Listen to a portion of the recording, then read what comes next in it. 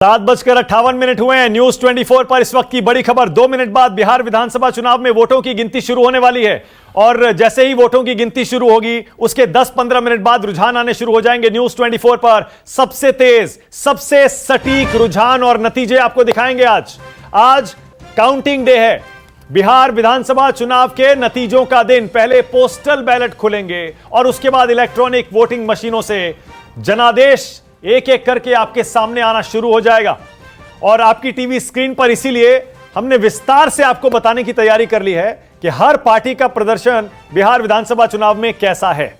ऊपर देखिए, एनडीए को कितनी सीट मिल रही है, महागठबंधन को कितनी सीट मिल रही है, एलजेपी को क्या मिल रहा है और अदर्स को क्या मिल रहा है।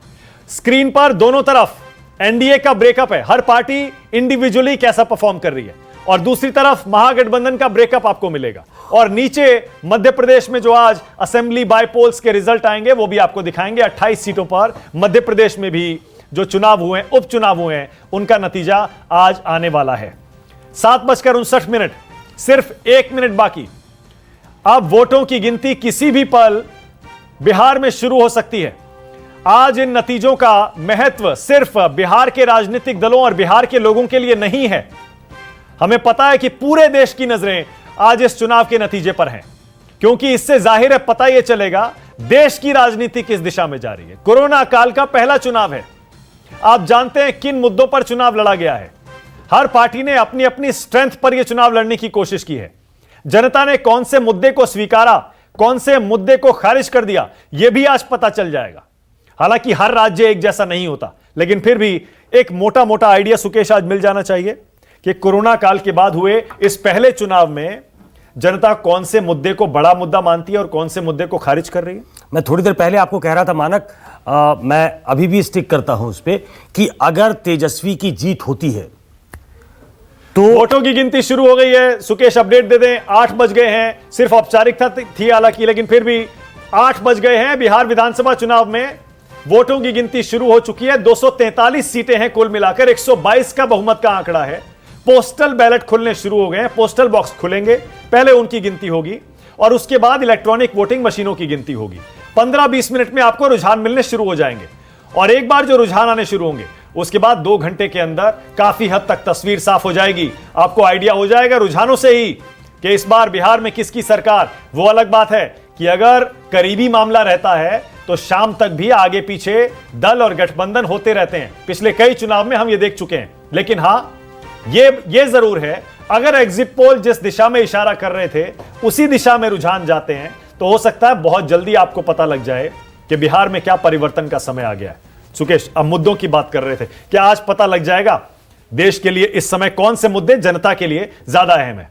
मैं कह रहा था मानक कि अगर तेजस्वी की जीत होती है जैसा एग्जिट पोल सेंस कर रहे हैं तो यह अंडरलाइन हो जाएगा कि नौकरी, रोजगार लोगों की जरूरत है।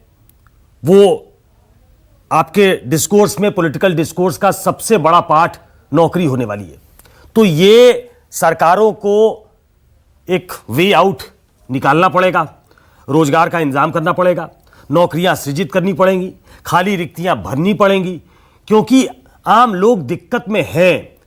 ये बात सही है कि जिस समय डीमोनेटाइजेशन हुआ और उसके बाद ये कोरोना का काल आ गया, पर वो ठीक है, मजबूरियां हैं, वो हालात ऐसे थे। लेकिन सुकेश, मैं सिर्फ इतना कह रहा हूं, तेजस्वी का एक वादा कि मैं अपनी पहली कैबिनेट में 10 लाख नौकरियों के ऑर्डर पर साइन कर दूंगा, क्या सिर्फ हम ये उसके आधार पर ये मान रहे हैं कि इस बार रोजगार बहुत बड़ा मुद्दा बन गया?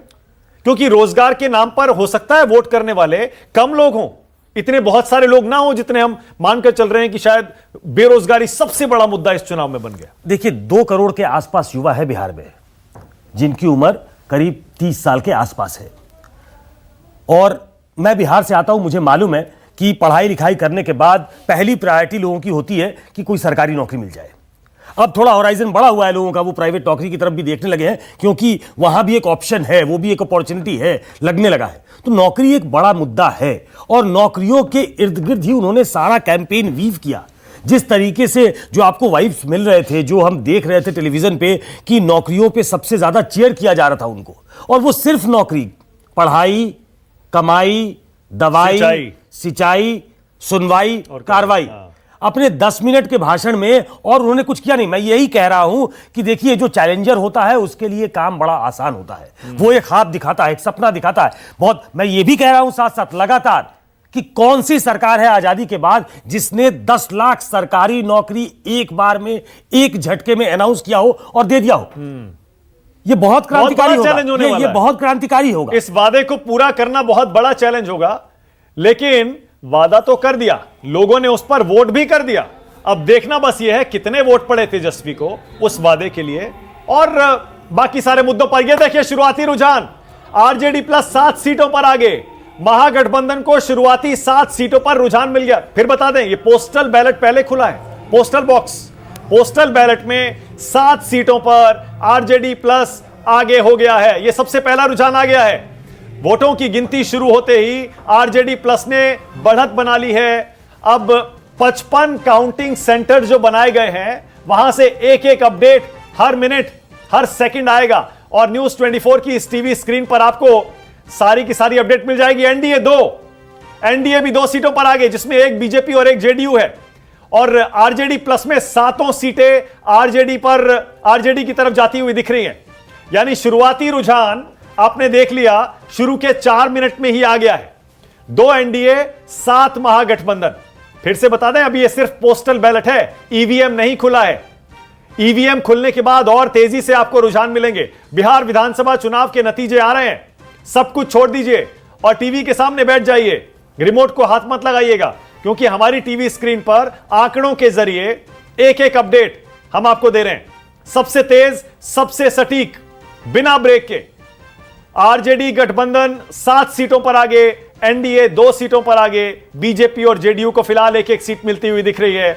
शुरुआती रुझान है बिहार विधानसभा चुनाव के, और यह रुझान अभी बहुत ही शुरुआती है।